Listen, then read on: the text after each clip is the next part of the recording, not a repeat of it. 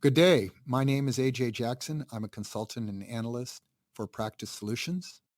Today, we're going to do a seminar or webinar on a system called Management by Statistics.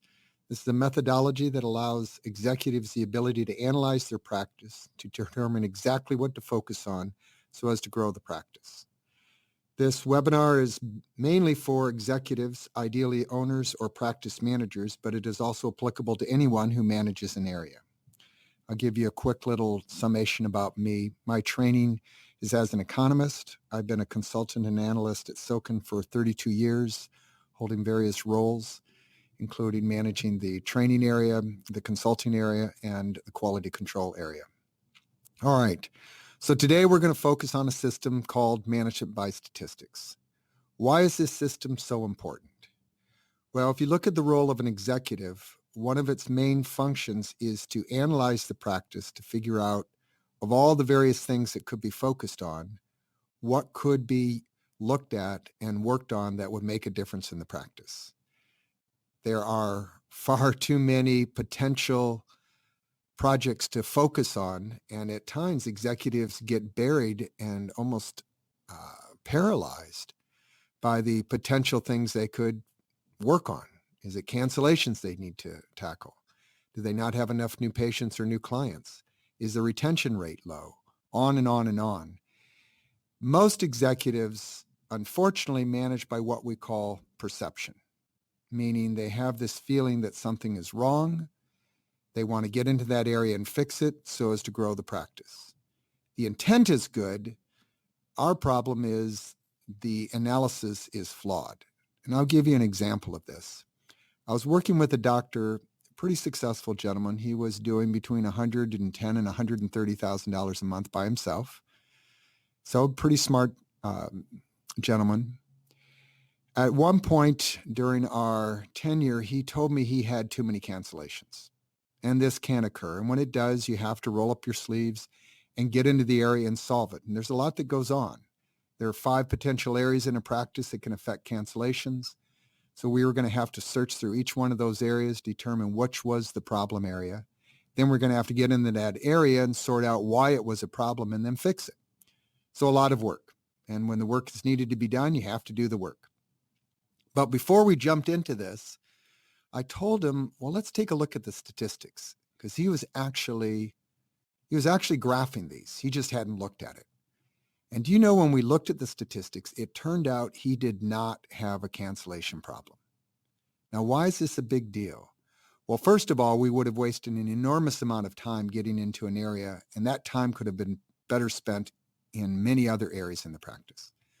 But secondly, when an executive gets into an area that he or she perceives is not functioning well, what typically is done is they'll throw out the current modus operandi, the ways that are being done, and they'll institute some new ideas. But now what we've taken is an area that's functioning well, doing certain things that are working, and we basically thrown them away. And we've tried these new ideas that we don't know if they're going to work or not, and we put them in their place. The likelihood is we're actually going to make the area worse. And third, if you look at it from a staff member perspective, in this practice, we had a staff member who was actually functioning well. They were keeping cancellations low. And yet the executive was going to go in and basically imply that that person wasn't doing a good job. What that leaves that staff member with is the feeling that nothing is ever good enough. He's getting picked on. The owner, the executive, doesn't really understand how this area is functioning. So you end up with a loss of respect to the executive. So all in all, not a good strategy had he done what he wanted to do. And this was what we call management by perception. The executive has a feeling, a gut feeling that something is wrong, and he wants to go in and do something about it. All right, so what's the alternative? How does one manage objectively? Well, the best way to illustrate this is to have you all do an exercise. So I'm going to have you guys grab a sheet of paper, a blank sheet of paper, and on it, draw 6 L-shaped graphs. So these are going to be 6 X and Y axes. And I'll give you a minute to get those done.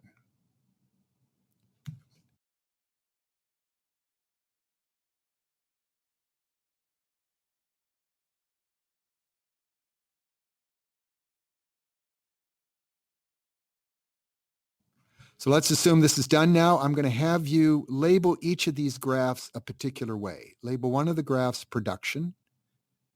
Label the next graph new patients.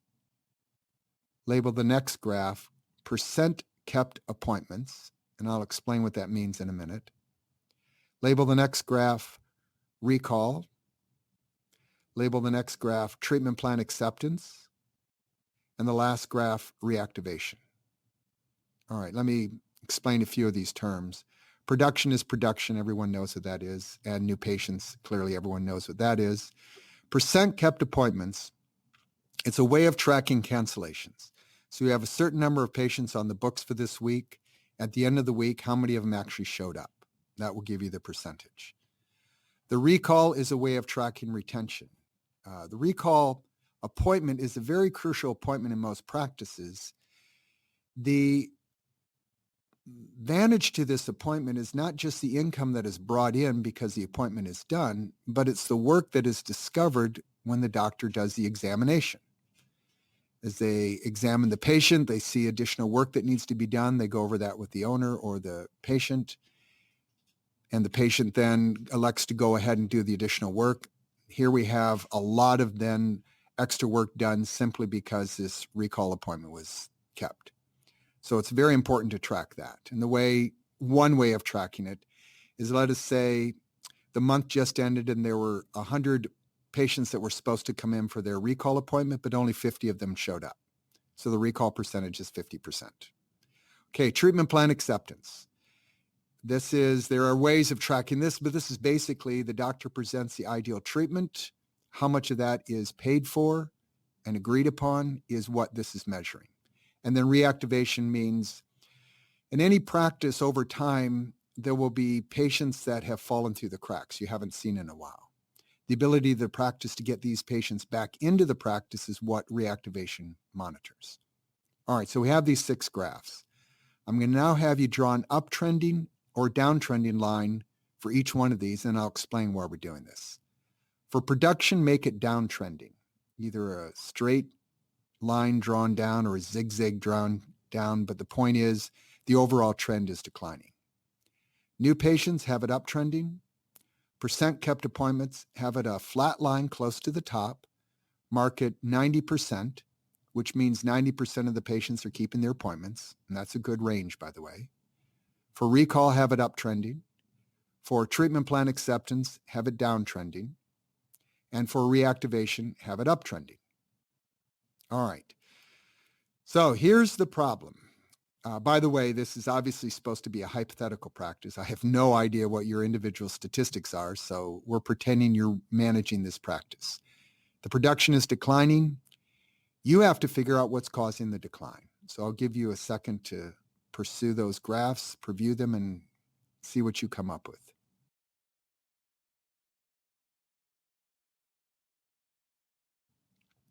All right, the obvious answer is treatment plan acceptance is hurting the production. Now, my point to you is, how long does it take to make that assessment? Obviously, it just took a matter of seconds. So let's expand this concept. In most practices, for a solo doctor, there are between 12 and 15 different things that can directly affect income. I've had you lay out 6 here, but there are more. So imagine if you had all of these 12 to 15 areas identified and you had a graph to monitor each one of those. How quickly would you be able to trace back why production declined in a practice? What area is causing that decline will be shown up readily by looking at these graphs. And the opposite is actually true as well. If you get a spike in production and suddenly everything is increasing, the smart executive is trying to figure out what caused that increase. And again, the statistical model will help you do it. This is what in some terms is called dashboards or metrics. We call them objective measurements. They're basically the administrative analogy to what you do clinically. As a doctor, when you're diagnosing what's going on, you look at objective data. You look at x-rays, you palpitate, you may take a temperature. You're getting physical data that helps you figure out what's going on. You're not just closing your eyes and using the force and trying to guess what's happening with that patient. All we're suggesting is that you take a stringent approach, the same stringent approach you do clinically, you do administratively. And that's what this management by statistics system allows you to do. And I will tell you from having done this for all these decades, if you can learn how to do this, you will transform the management of your practice. So let's take a look at the opposite of this. This is managing by statistics. We'll now look at managing by perception. To demonstrate this, let's continue with this graph exercise. Take this sheet of paper and turn it over. So on this side, draw one graph, market production. So here we have two scenarios. On the one side of the paper, we have production going down, and we have other data that helps us tell us what's going on. On the flip side of the paper, we have a production graph, and let's let it be going down as well. And here we have just one graph. We have no other supporting data, so we have no idea what's going on. So let's see how the executive would proceed when they have just the one graph. Let's say towards the end of the week, you get a couple of cancellations back to back. So you go in the weekend thinking to yourself, I think I have a cancellation problem. Then Monday you come into the practice, you look at the appointment book, you see another cancellation. So now you really are getting concerned. And then you look at the only graph you keep, which is the production graph. You see it declining. You put two and two together and you say to yourself, wow, if I don't solve this production problem, it's really going to create a terrible impact on my production. So off you go to solve it. And in doing so, you make three serious mistakes. And these are similar to what I was alluding to early on in that example. So let's take a look at these mistakes. Mistake number one, you're going to waste your time. And most of you are quite busy as a doctor, much less what little time you can afford to be the manager. You don't have time to be chasing the wrong rabbit down the rabbit hole. But this is what you're going to be going to do. Instead of solving this treatment plan acceptance problem, you're chasing after a fictional cancellation problem. So that's problem number one, the waste of time. Problem number two, you're not going to be effective. You're not turning around the production graph because you're going after the wrong area. And problem number three, as I said before, by throwing away the successful actions that were being done in this area and trying some new ideas, you're liable to make this cancellation area actually worse. So when the time is done, you have one, wasted your time. Secondly, you haven't turned around the production graph. And in point of fact, because you've made the cancellations a problem now you have the production going down steeper. One, because of an unhandled treatment plan acceptance problem, and now because you have a cancellation problem that you created. The best analogy that I can think of is if I went to your house tonight and I painted all the windows of your car black, and I took the gauges you used to drive the car out of the car, then I put you in the car and I had you drive downtown, what's the likelihood you'd arrive intact? All right, obviously poor. You're driving blind. And this is exactly what goes on with most executives. They're managing their practice blindly. They're doing it by perception, not by data. So how does one use this system? Well, obviously, in a webinar, I'm not going to make you masters of this, but I want to underlie and underscore four very crucial things that have to be in place to make this system work. First, you have to be able to look into a practice and identify what are the things that affect income in my practice. Some of those things are evident, and most people concentrate on, well, I don't have enough new patients, or I'm getting too many cancellations. These are things that people are quite aware of. However, there are a lot of things that affect income that executives are just oblivious to.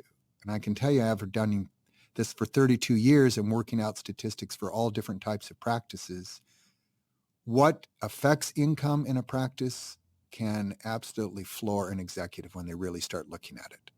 So one of the skills you have to get is how do I identify what areas in my practice are going to affect my income?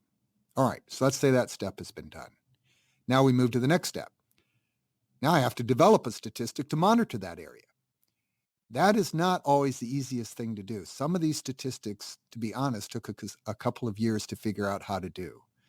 We would try it. We would put it to use. It turned out to not really measure the area as well as it needed to. We'd tweak it a little bit, try it again. And eventually over time, we finally came up with its dashboards that truly allowed the executive to measure what was going on.